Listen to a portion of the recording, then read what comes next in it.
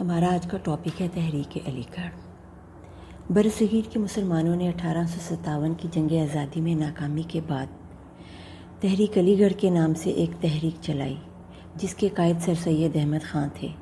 انہیں نواب محسن الملک، نواب وقار الملک، مولانا شبلی نعمانی، مولانا حالی، ڈپٹی نذیر احمد، مولانا چراغ علی اور کئی دیگر عظیم شخصیتوں کا تعاون حاصل رہا۔ اس تحریک نے مختلف شعبوں میں مسلمانوں کی قیادت کی اور ان کے لیے کارہائے نمایاں انجام دیے۔ تحریک علی گڑھ کا پس منظر۔ 1857 کی جنگ آزادی ختم ہوئی تو مسلمانوں پر ظلم و ستم کے پہاڑ ٹوٹ پڑے۔ اگرچہ ہندوؤں نے بھی جنگ میں مسلمانوں کا ساتھ دیا تھا، لیکن وہ مسلمانوں کو تمام کارروائیوں کا ذمہ دار قرار دے کر بری ذمہ ہو گئے۔ مسلم قوم زیر عتاب آئی اور انہیں سنگین نتائج بھگتنا پڑے۔ مسلمانوں کی کثیر تعداد موت کے گھاٹ اتاری گئی۔ مسلمان ہونا جرم قرار پایا، انہیں ڈھونڈ ڈھونڈ کر قتل کیا گیا۔ لارڈ رابرٹ نے لکھا ہے کہ دہلی کے اندر ہر جانب لاشوں کے انبار تھے۔ اتنے مسلمان موت کا نشانہ بنے کہ ان کے خون سے گھوڑوں کے سم ڈوب جاتے تھے۔ مسلمانوں کی جاگیریں چھین لی گئیں، ان کی جائیدادیں ضبط کر لی گئیں اور ان کے کاروبار بند ہو گئے۔ انہیں سرکاری ملازمتوں خصوصاً فوج سے نکال دیا گیا۔ مسلمان کسانوں کو زمینوں سے بے دخل کر دیا گیا۔ جاگیریں اور زمینیں غیر مسلموں کو بطور انعام دے دی گئیں۔ سر سید نے مسلمانوں کی حالت زار کا نقشہ یوں کھینچا ہے: کوئی بلا آسمان سے ایسی نہیں اتری جس نے زمین پر پہنچنے سے پہلے کسی مسلمان کا گھر نہ ڈھونڈا ہو۔ معاشی و معاشرتی اعتبار سے مسلم قوم ذلتوں کا شکار ہوئی۔ مسلمان اپنی جانیں بچانے کے لیے دور دراز علاقوں میں ہجرت کر گئے اور اپنے نام بدل کر رہنے لگے۔ مذہبی آزادیاں چھین لی گئیں، مسجدوں پر تالے ڈال دیے گئے، مسجدیں بطور استبل استعمال ہونے لگیں اور مسلمانوں کے تعلیمی مراکز بند کر دیے گئے۔ مسلمانوں کی 100% آبادی تعلیم یافتہ تھی، لیکن آنے والے دور میں وہ تعلیمی سہولیات سے محروم کر دیے گئے۔ اسلام اور حضور اکرم صلی اللہ علیہ وآلہ وسلم کے خلاف کتابیں لکھی گئیں، مسلمانوں کے مذہب کا مذاق اڑایا گیا اور ہر طرح ان کی دل آزاری کی گئی۔ تحریک کا آغاز۔ ان حالات میں سر سید احمد خان نے برصغیر کے مسلمانوں کی بہبود کی ذمہ داری اٹھائی۔ مشکلات میں گھری ہوئی قوم کو سر سید نے حوصلہ دیا، ان کو مزید تباہ ہونے سے بچایا اور مسلمانوں کے تشخص اور احیاء کی کامیاب کوششیں کیں۔ خوش قسمتی سے بہت ہی باصلاحیت اور خوبیوں کی مالک شخصیتوں نے سر سید احمد خان کا ساتھ دیا۔ سر سید نے علی گڑھ کو تحریک کی سرگرمیوں کا مرکز بنایا۔ سر سید کی قیادت میں تحریک علی گڑھ نے بے پناہ خدمات انجام دیں۔ تحریک کی بدولت مسلمانوں کو سیاسی، اقتصادی، سماجی، ثقافتی اور مذہبی شعبوں میں بہت مدد ملی اور وہ رفتہ رفتہ اپنا کھویا ہوا مقام حاصل کرنے میں کامیاب ہو گئے۔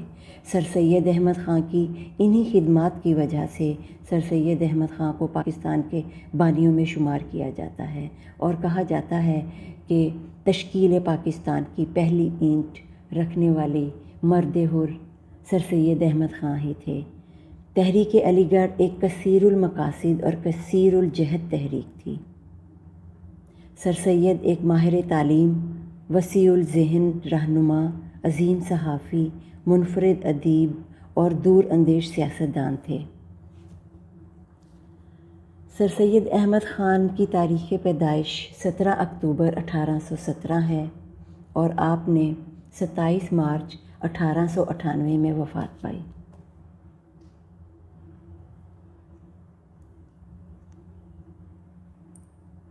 تحریک کا آغاز۔ ان حالات میں سر سید احمد خان نے برصغیر کے مسلمان تعلیمی خدمات۔ سر سید نے مسلمانوں کے لیے تعلیم کی ضرورت پر بار بار زور دیا کہ جدید مغربی اور سائنسی تعلیم حاصل کر کے مسلمان جلد از جلد برصغیر کی دوسری اقوام کے برابر مقام حاصل کر سکیں اور ملازمتوں کے لیے مقابلہ کر سکیں اور سماجی اقتصادی حالت کو بہتر بنانے کی کوشش کریں۔ تعلیم کی اہمیت کو بیان کرنا ہی انہوں نے کافی نہ سمجھا، بلکہ عملی اقدام اٹھائے اور مسلمانوں کو تعلیم کے حصول میں سہولتیں مہیا کی۔ تعلیمی اداروں کا اجرا۔ سر سید نے بہت سے تعلیمی ادارے قائم کیے، 1859 میں مراد آباد، 1862 میں غازی پور اور 1875 میں علی گڑھ میں تعلیمی اداروں کا اجرا کیا۔ ان اداروں میں جدید علوم بالخصوص انگریزی ادب اور سائنس کی تعلیم دی جاتی تھی۔ اسلامی تدریس کا بھی اعلیٰ بندوبست موجود تھا۔ سائنٹیفک سوسائٹی کا قیام۔ سر سید جدید علوم کو مسلمانوں تک جلد از جلد پہنچانا چاہتے تھے۔ سر سید نے سائنٹیفک سوسائٹی کے نام سے ایک ادارہ غازی پور میں 1863 میں قائم کیا۔ اس ادارے میں انہوں نے مغربی کتابوں کے تراجم کروائے اور اردو زبان میں ایک بڑا ذخیرہ منتقل کرنے میں کامیاب ہو گئے۔ سر سید علی گڑھ تبدیل ہوئے تو سوسائٹی کا صدر دفتر بھی غازی پور سے علی گڑھ منتقل کر دیا گیا۔ سوسائٹی ایک جدید ترین نصاب۔ سر سید نے اپنی تعلیمی اداروں میں جدید ترین مغربی نصاب رائج کیا اور اس کی تخلیق میں انگریز اساتذہ کی خدمات انہیں حاصل رہیں۔ اسلامیات اور مشرقی علوم کی تدریس کا انتظام بھی بالتخصیص کیا گیا۔ سر سید احمد خان نے قرآن پاک، سائنس اور انگریزی ادب کی تدریس بیک وقت جاری رکھی۔ علی گڑھ انسٹی ٹیوٹ گزٹ کا اجرا۔ سائنٹیفک سوسائٹی کے زیر اہتمام 1866 میں علی گڑھ انسٹی ٹیوٹ گزٹ نکالا گیا۔ اس رسالے میں تحریک کی سرگرمیوں کی خبریں بھی شائع ہوتی تھیں اور برصغیر کے عوام کے معاشی، سماجی اور سیاسی مسائل پر مقالے بھی لکھے جاتے تھے۔ یہ گزٹ انگریزی اور اردو دونوں زبانوں میں شائع ہوتا تھا۔ جدید ترین نصاب۔ ایم اے او کالج علی گڑھ کا قیام۔ Mohammedan Anglo oriented college. 1877 میں علی گڑھ میں مشہور زمانہ علی گڑھ کالج کا قیام عمل میں لایا گیا۔ سر سید کالج کو یونیورسٹی کا درجہ دلانا چاہتے تھے اور اس ضمن میں انہوں نے انتھک محنت کی۔ ان کا یہ خواب ان کی زندگی میں تو پورا نہ ہو سکا، البتہ 1920 میں علی گڑھ یونیورسٹی قائم ہوئی تو سر سید کے خوابوں کی تعبیر مل گئی۔ علی گڑھ کے اس ادارے نے زبردست قیادت کو جنم دیا اور بعد ازاں پاکستان کی تخلیق میں نمایاں کردار ادا کرتا رہا۔ سر سید نے اپنے اس ادارے کو آکسفورڈ اور کیمبرج یونیورسٹی کے ہم پلہ بنانے کا منصوبہ بنایا تھا۔ علی گڑھ کالج میں نصاب اور تعلیمی نظام پر ان یونیورسٹیوں کی گہری چھاپ نظر آتی رہی۔ سر سید انگلستان جاتے رہے اور انہوں نے بڑے نامی گرامی اور انگریز اساتذہ کو اپنے اداروں میں پڑھانے پر آمادہ کیا۔ ان میں آرچ بولڈ بہت نمایاں رہے۔ انگریز اساتذہ نے اپنے فرائض احسن طریقے سے ادا کیے اور دیکھتے ہی دیکھتے نوجوان مسلم نسل جدید مغربی علوم سے بہرہ ور ہونے لگی۔ محمدن ایجوکیشنل کانفرنس کا قیام۔ 1886 میں محمدن ایجوکیشنل کانفرنس کا قیام عمل میں لایا گیا تھا۔ اس کا مقصد صرف مسلمانوں کو جدید تعلیم کے مواقع فراہم کرنے کے لیے بڑے بڑے مسلمانوں کی مدد کا حصول تھا۔ کانفرنس میں برصغیر کے طول و عرض سے کثیر تعداد میں درد دل رکھنے والے صاحبان ثروت تشریف لاتے رہے اور سر سید کے منصوبوں کی تکمیل کی کوششوں میں شریک رہے۔ عمرہ کے علاوہ مسلم دانشور بھی صلاح و مشورے کے لیے کانفرنس کے اجلاسوں میں آتے رہے۔ سر سید دیا تھے جس سے کئی دیے جلے۔ کانفرنس مسلمانوں کے تعلیمی پہلوؤں کے علاوہ سیاسی، اقتصادی اور سماجی پہلوؤں کا بھی احاطہ کرتی رہی۔ اس کانفرنس کے 1906 کے ڈھاکہ اجلاس میں سے بہت ہی باصلاحیت اور خوبیوں کی مالک شخصیتوں نے سر سید احمد خان کا ساتھ دیا۔ سر سید نے علی گڑھ کو تحریک کی سرگرمیوں کا مرکز بنایا۔ سر سید کی قیادت میں تحریک علی گڑھ نے بے پناہ خدمات انجام دیں۔ تحریک کی بدولت مسلمانوں کو سیاسی، اقتصادی، سماجی، ثقافتی اور مذہبی شعبوں میں بہت مدد ملی اور وہ رفتہ رفتہ اپنا کھویا ہوا مقام حاصل کرنے میں کامیاب ہو گئے۔ سر سید احمد خان کی انہی خدمات کی وجہ سے سر سید احمد خان کو پاکستان کے بانیوں میں شمار کیا جاتا ہے اور کہا جاتا ہے کہ تشکیل پاکستان کی پہلی اینٹ رکھنے والے مرد حر سر سید احمد خان ہی تھے۔ تحریک علی گڑھ ایک کثیر المقاصد اور کثیر الجہد تحریک تھی۔ سر سید ایک ماہر تعلیم، وسیع الذہن رہنما، عظیم صحافی، منفرد ادیب اور دور اندیش سیاستدان تھے۔ سر سید احمد خان کی تاریخ پیدائش 17 اکتوبر 1817 ہے اور آپ نے 27 مارچ 1898 میں وفات پائی۔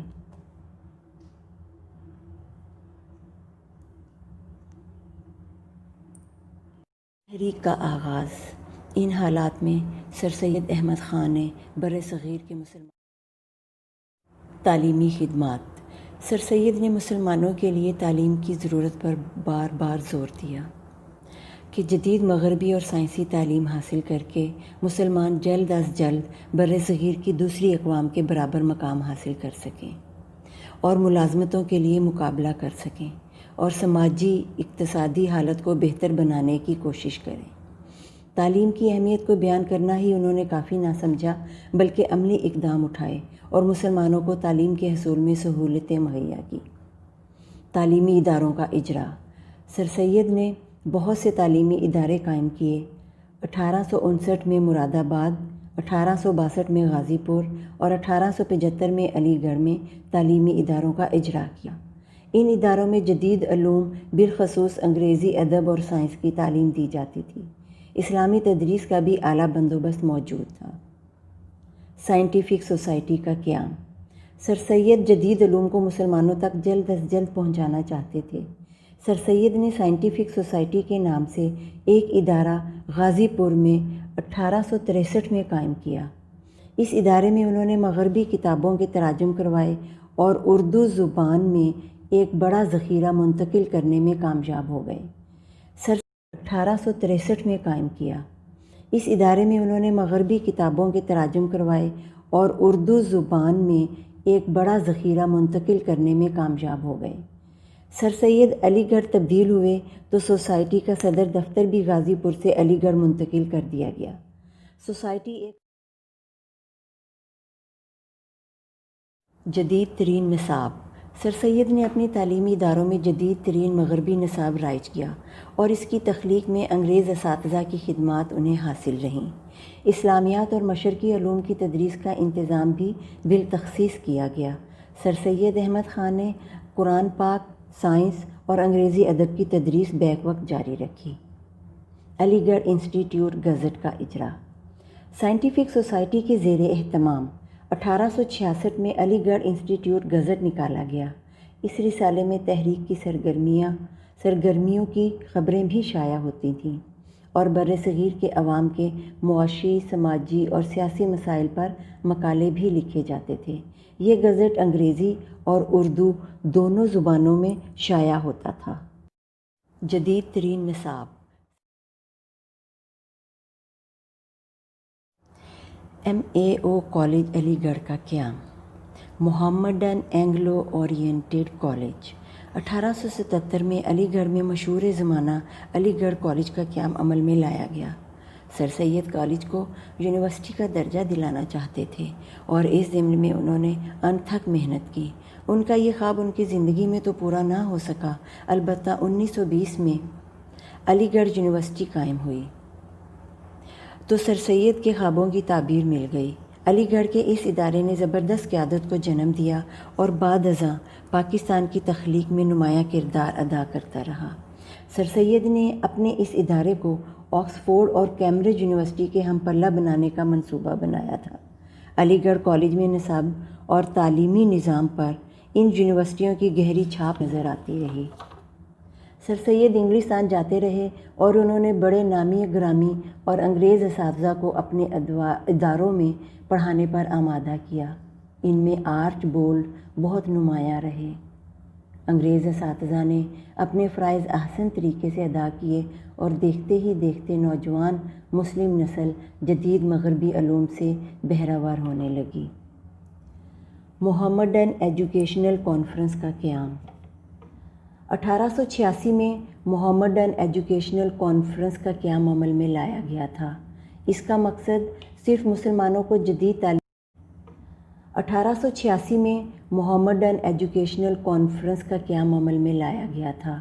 اس کا مقصد صرف مسلمانوں کو جدید تعلیم کے مواقع فراہم کرنے کے لیے بڑے بڑے مسلمانوں کی مدد کا حصول تھا۔ کانفرنس میں بر صغیر کے طول و عرض سے کثیر تعداد میں درد دل رکھنے والے صاحبان ثروت تشریف لاتے رہے اور سر سید کے منصوبوں کی تکمیل کی کوششوں میں شریک رہے۔ عمرہ کے علاوہ مسلم دانشور بھی صلاح و مشورے کے لیے کانفرنس کے اجلاسوں میں آتے رہے۔ سر سید دیا تھے جس سے کئی دیے جلے۔